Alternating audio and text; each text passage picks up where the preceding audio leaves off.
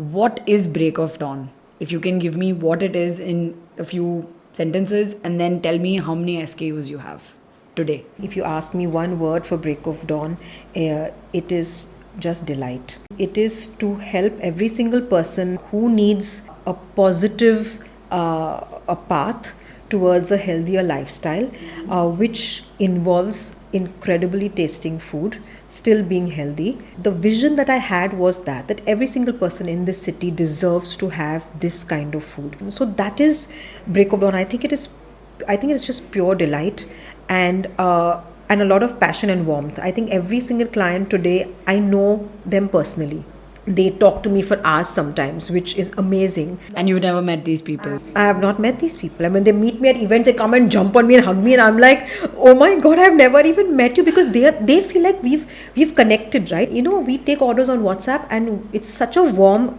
Like if you call me, I'm not going to say, hey, what do you want? I will ask you, hey, what will you have this with, and how do you take your almond milk? What will you do with the cheese, right? Then someone will tell me, okay, my kid has these issues. So it becomes like, this person. So now these people are calling me because they have a problem. So we're not selling. We're trying to kind of inculcate a kind of a lifestyle here, So it's a problem I'm solving. I'm not trying to sell you something. Like, you have a problem, I'm trying to help you and see how far can I go to help you.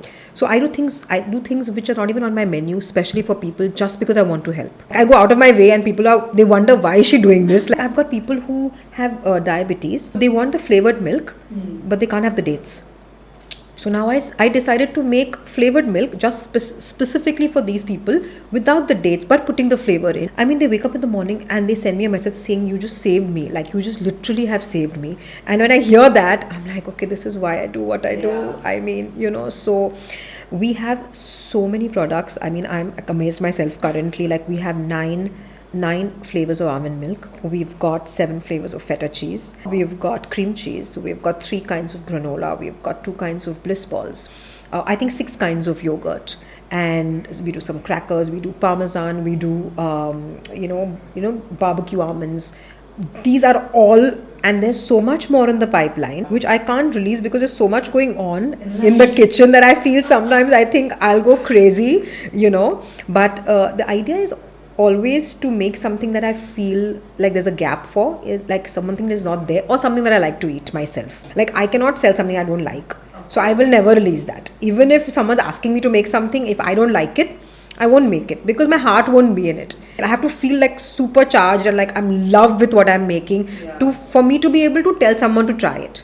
Can you tell me, as of today, how many people have subscribed to this delicious almond milk, who are receiving it between 6 and 8, 9 a.m. in the morning? Because I know you have a city-wide supply. So I have a roster of about 5,000-6,000 clients. But these are, of course, there are random clients who come in and just say that they want cheese and they want granola and they want all of that. But we have probably over 200 subscribers monthly who are getting the milk, and it keeps adding. So now today, if you ask me today's number, I really don't know, because every single day, like as of today also, I know that someone called and said, hey, I want to subscribe. So what happens is, I don't keep looking at, I'm the worst person for numbers. I will never look at, though I should learn the business, like where you should look at the numbers and all of that, but on a day-to-day basis, I don't see it. But I know that the number of people who have tried everything I know goes in 5,000-6,000 people who have tried the stuff and continue to order randomly, and then the section of people who get it on a daily basis. That's awesome. So maybe one more question on the challenges part. I know you don't like to label it as vegan, but it's still in the, let's say, alt milk business. In your 6 years almost of running this beautiful business that's helped so many people, any challenges that you have faced? Constantly the challenge I face is how to keep the milk cold in the morning. So what happens is, it's fresh milk, 0 preservatives. It needs to be consumed within 2 days, but it also needs to be delivered cold. If you ask me, my biggest challenge is how to make sure that the milk stays good, especially in the summer. So when we deliver, because my boys leave in the morning, they have ice packs and big bags and they deliver. But sometimes in that whole thing of like the milk leaving the fridge and going out in the city and being delivered, then it will reach clients and then they will not take it in because we deliver too early, and then they take it 1.5 hours later, which means the milk has been out, and then they will say, hey, my milk got spoiled. But it has been fun to educate people how to take care of the milk, where to store it, where not to store it, what to do. But the challenge has been obviously logistics, because from day one I needed to have logistics in place. The first month I delivered it myself. My husband would go to Nariman Point, I would go to Malad. I don't know what we did, and we thought we had 6 months to figure, and then we'll figure a team. Within a month I'm delivering to like 40 houses already, and I'm like, no, we are not, we can't reach 40 houses in the morning, right? So logistics was hard, but I was very lucky that I got people to help me, deliver across the city. Otherwise, I feel in terms of challenges, there must be so many. I don't know why they don't come to me. But this, in terms of the product, being a fresh brand is always a challenge. Of course. And I will never move from being a fresh brand, at least not in Brickupdon the way it is. I may do something else later, but this remains because I know the value of this. I know what fresh means, right? And people know what fresh means. Like they are enthralled with the fact that everything is just freshly made for me. So personal. So the challenge was just that. A fresh brand will always I cannot go out of the city. I can't courier stuff here and there. I can't do any of that. We need to make sure that, in terms of almond milk, sterilization is very important in the kitchen. You do little bit, galat, the milk, the whole batch will get spoiled. My kitchen, if you see, it's almost like one studio thing. It has to be that clean. And the girls know that this is how we need to be in the kitchen to make sure that nothing gets spoiled. And then, of course, timing. There was no sleep. The biggest second challenge was there was no sleep, right? There was no time for me. And honestly, because I loved it so much, it didn't strike me till a very long time that I never took a break. But other people would tell me that hey, you're going to burn out. Or are you sure you're okay doing this way? Should you be doing this way? Does it require this much of your time? So the other challenge was the timing of it, because there's not a 9 to 5, right? It almost started at 10 o'clock in the night, went on till 5. You take 1 hour to check on the kids and say, hey, hello, my kids are still there. Then you get back to the kitchen to start the cheese and everything, which happened in the day, but the milk happened at night. So the fact that there was no time was, and then at one point I did feel a little alone on the path. I felt like nobody understands what I'm doing. Nobody understands why I'm doing what I'm doing, because then people give you so much advice and you feel like they're not getting it. Why don't they get where I'm coming from? Why I feel the way I feel? It's a very lonely journey, being an entrepreneur kind of. Especially like a solopreneur, right? You don't have a co-founder. No. So, and when you're alone, and then of course you have your parents and you have your husband, you have all of them. But at the end of the day now, when you're left with your thoughts, it's just you. And because you have founded it, it's your baby, right? It feels incredibly personal, and then also it feels incredibly alone at times. So, but I'm very blessed that way to have, even though I felt that way, I have people around me to pick me up whenever I require a little boost. Just like someone saying, hey, you're going to be okay. You'll be fine. Look at what work you're doing. And then my clients, I think, are the ones who pick me up the most, because if you wake up every single morning and hear what they have to say to you, like a child is having cheese after years, and I'm like, I have tears, thinking, my God, this child is having cheese after years, and the mother can't stop thanking me, and I feel I'm okay now. I know why I'm doing what I'm doing. So I don't think I looked at challenges almost. It was just like a part of ye karna hai. I love it so much. I mean, I'll figure it out. What is the reason that you don't deliver, start your delivery, from a 7 or 7:30, but you prefer doing it as early as possible? Because of our city, even when I start this early, boys take over 3 hours to finish deliveries across the city. And a lot of people have asked me to even do evening deliveries, but I always thought that early morning we all gone out in the city. We know how our city is. The minute you cross a certain time, and I'm afraid for the milk.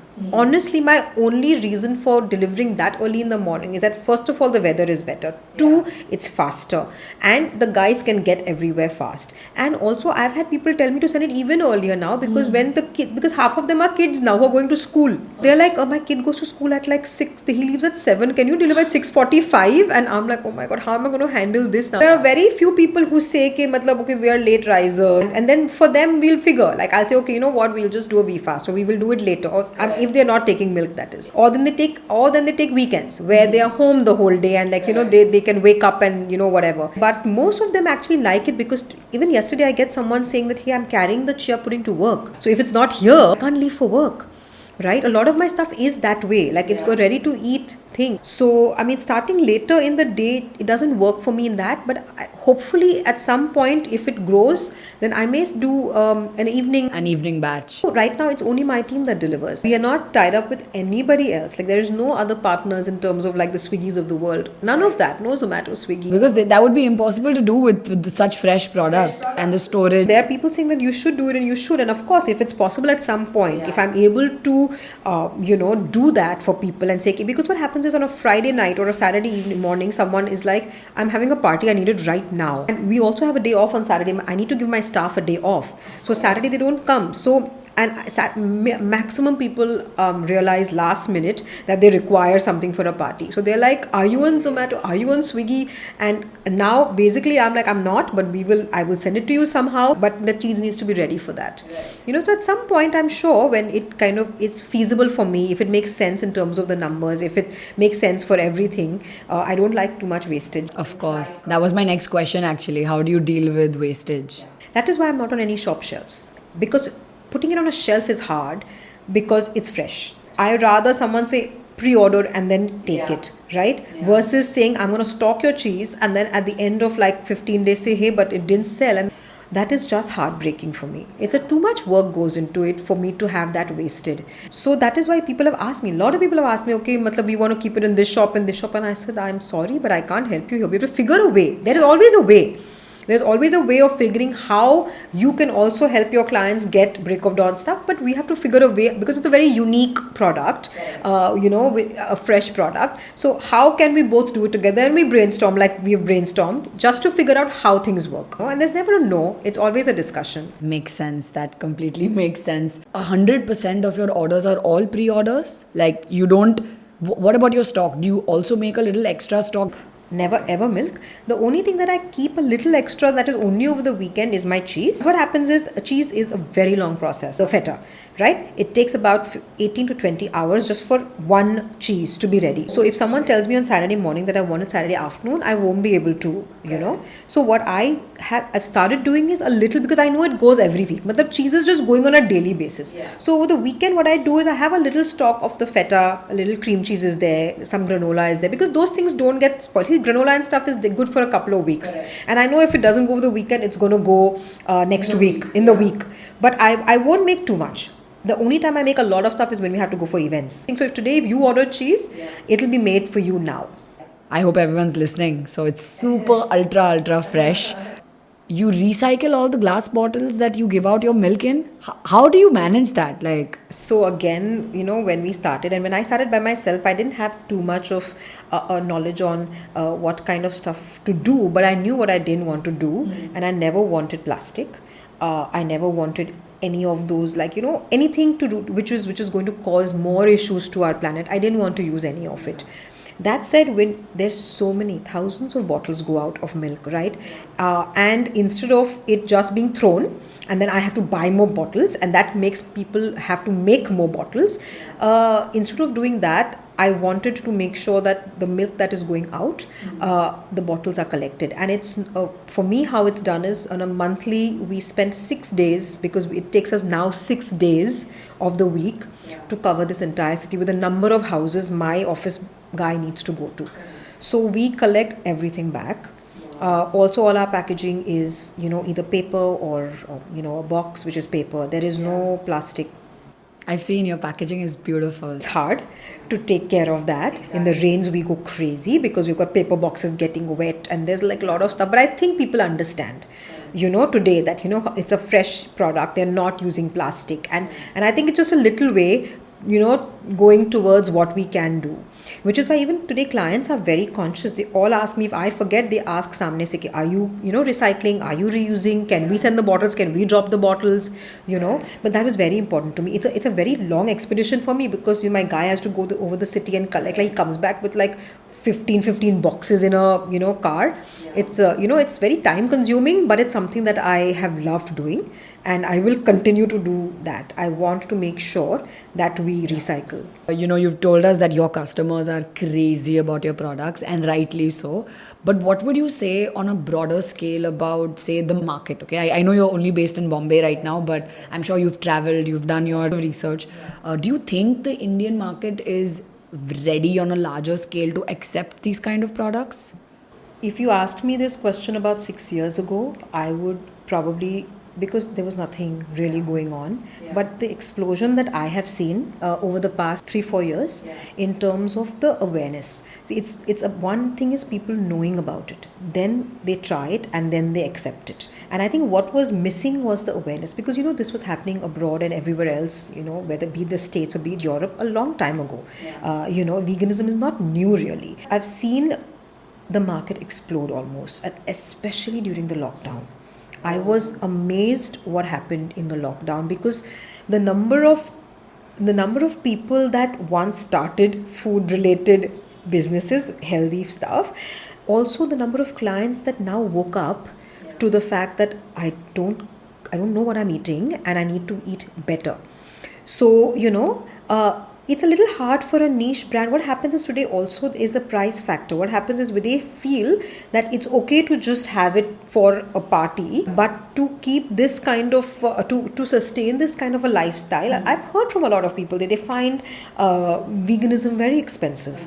I don't think, honestly, if you see it like for that number, you'll feel like, okay, it's expensive. But I'm saying that you're spending equal or more amount of money going to a doctor afterwards to cure yourself because of all the food that you're eating, right? So why do you want to go to the doctor? Why not actually invest in good stuff? So the awareness definitely has increased quite a bit. I see a lot of young entrepreneurs starting a lot of things in the past 2-3 years. The industry is taking leaps and bounds in terms of awareness, and people are definitely accepting it. I mean, definitely.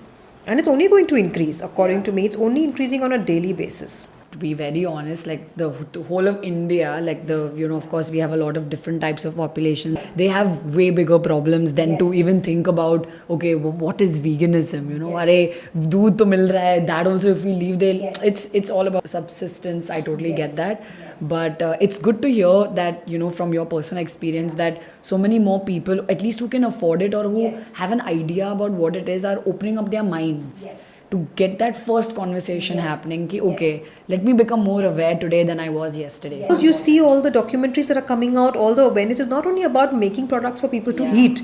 There are people out there having marches to talk about animal, welfare and animal cruelty. You've got all these amazing documentaries that are coming out, and the younger generation, trust me today, they're not listening to people only. They're on YouTube and they're on all of that. So the amount of information that they're getting from that is a lot more than we ever got. We are from a much, older generation, if I may say, but we weren't exposed. So the exposure to information is so much more today that our kids know a lot more and are open to a lot more ideas, of where the world is going. As you said, even it's maybe a niche crowd that probably accepts it today. But I think that eventually, when a lot of more people accept it, it will become easier on even people to afford it. Today, why is all our stuff a little expensive? Because the ingredients are expensive, right? Because a lot of people are not using all of it. The minute a lot more people use it, right, it is going to become easier for everybody. Why would I not want to make sure that every single person gets this milk and I can afford this milk? Of course I would want to do it, because it's good food going in your body. But again, it depends on how many people are willing to do it, how much it's going to cost me to make something beautiful like this. And because we are so conscious about what we're using, the ingredients have to be pure, what we want for a product to turn out like that. That is why people are coming to me, right? That's why Break of Dawn is what it is because we are so transparent with what we're using.